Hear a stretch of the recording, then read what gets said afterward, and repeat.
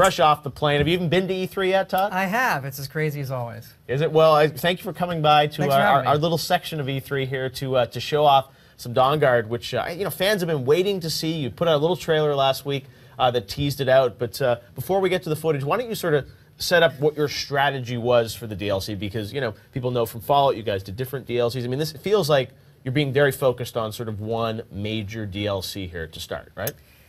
Yeah, with the previous games, we've done a lot of different DLC with price points, and we think a lot about what does the audience want, particularly from a game like Skyrim, where it's already so big. Right. And the popularity of the game took us by, how popular it is, took us by surprise. So we decided to support the game with a lot of free stuff. The creation kit on the PC, the Steam Workshop's been really popular. And we knew that we didn't want to just put a lot of stuff out or put things out really, really early. Like, let's focus, do something that has a lot of meat on it, that feels more like an expansion pack that you used to get from us. We missed the expansion packs. And with DLC, it is to try to give you a new experience. And with this, it is becoming a vampire lord or becoming one of the Dawnguard and hunting vampires, something we felt that was kind of like a character archetype or an experience that you didn't have in regular Skyrim, as opposed to just, here's 20 more dungeons, which I don't think would have been, wouldn't have added to the game in the way that we. No, I love what you're doing. It's like figuring out some interesting fiction to push on it, and the trailer last week was great. Now let's get to the exclusive gameplay here. First time you guys are kind of showing off a sequence from the game. Why don't you set it up for us here about what we're going to see here? I guess right now you were just looking at the trailer. Now we're getting the new What stuff, you're going to see here is a bunch of sections of joining the Dawnguard in their fortress. And in this, there are two fortresses you can make your own and kind of trick out. And so when you start out, you learn of the Dawnguard and you join them, but then you also learn of the vampires and the vampire lords. So you do have this choice of which side you're going to join. And with the Dawnguard, you do get to use crossbows. Much requested. Yes, much requested for a long time. And they're great weapons to have in the game because they do a lot of damage. They fire instantly but take a long time to reload.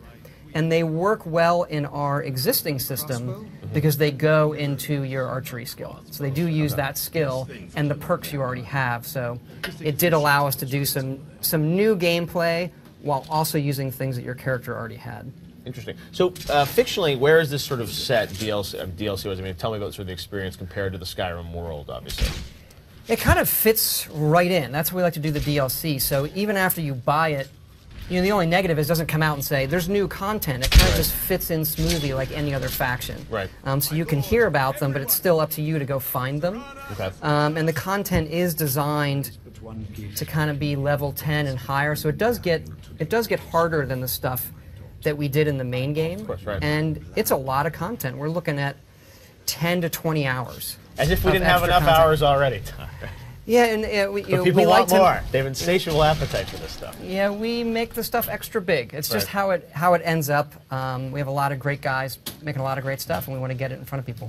Right. Now, as we play through this, are there what else are we going to experience that's new or different? Obviously, than we talked about the crossbow. Obviously, a new story. But I mean, is there any other? When you're the vampire lord, you can see some of that here. There's a lot of good melee attacks you can do.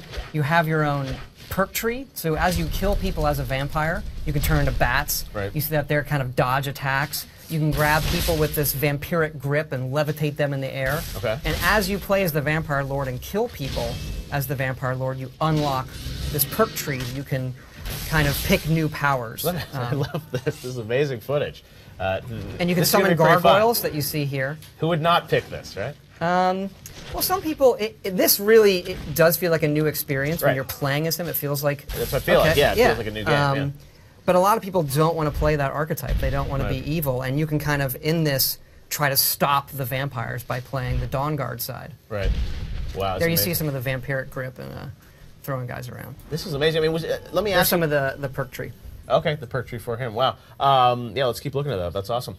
So as you guys worked through this, was it clear from the get-go that this is what you wanted to do for the DLC? I mean, tell me, was this decided after you saw fan reaction, or how did you plan it out?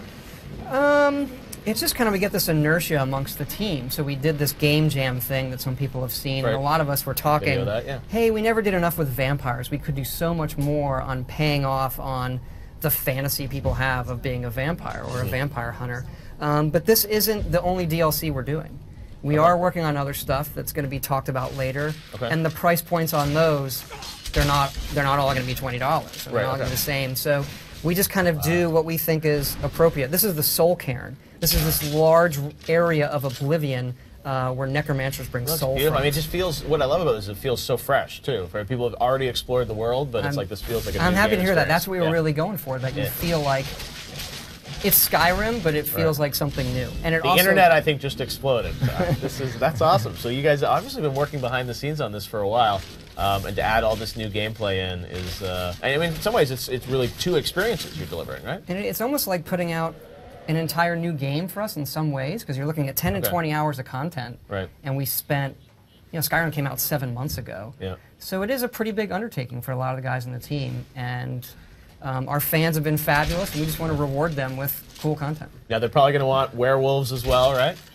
We already have werewolves in the game, so there are a couple... We're going to see some here? There's going to be some new werewolf stuff in this, but we're going to keep that under wraps for now.